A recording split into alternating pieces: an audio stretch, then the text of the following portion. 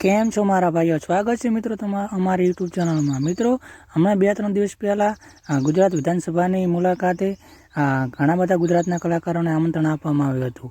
અને મિત્રો, તેમાં એક ઠાકોર સમાજના અને પટેલ સમાજના કલાકારોને બોલાવવામાં ન આવ્યા હતા. તેના માટે મિત્રો વિરોધ સર્જાયો છે. મિત્રો, તમને જણાવી દઈએ કે વિક્રમ ઠાકોરે આના માટે તેમની ઇન્સ્ટાગ્રામ આઈડીમાં લાઈવ થઈને તે પોતાની નારાજગી વ્યક્ત કરી હતી. મિત્રો, વિક્રમ ઠાકોરે કહ્યું કે મને ના બોલાવ્યો તે વાંધો નહીં, પરંતુ અમારા ઠાકોર સમાજને કોઈ બી નાના મોટા કલાકારને ખાતને બોલાવ્યો હોત તો સારું હતું. કેમ કે મિત્રો, ગુજરાત વિધાનસભાની મુલાકાતે ઘણા બધા કલાકારોને આમંત્રણ આપવામાં આવ્યું હતું, પરંતુ આ બે સમાજના કલાકારોને આમંત્રણ નહોતું આપવામાં આવ્યું. તેથી વિક્રમ ઠાકોર નારાજ થવું પણ ખૂબ જ સ્વાભાવિક છે.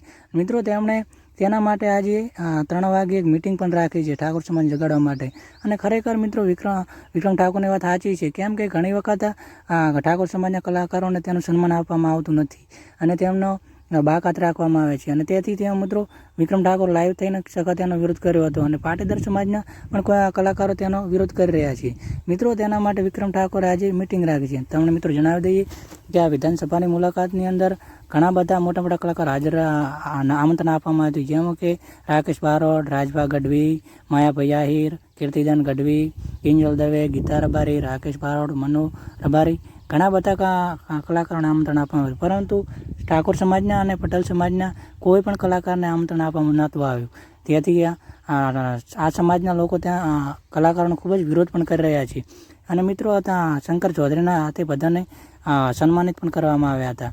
ખરેખર આવું ન થવું જોઈએ. બધા કલાકારો બધા માટે સરખા હોવા જોઈએ. કેમ કે કલાકાર નાનો કે મોટો ન હોઈ શકે. તો મિત્રો, તમારું આના વિશે શું કહેવું છે મને કમેન્ટ કરીને જરૂર જણાવજો. અને વિક્રમ ઠાકોરની વાત સાચી હોય તો વધારે વધારે શેર કરજો. અને આજે મિટિંગમાં ઠાકોર સમાજના લોકો ખરેખર હાજર રહેજો અને વિક્રમ ઠાકોર જે કંઈ ખરેખર માનવા જેવું છે અને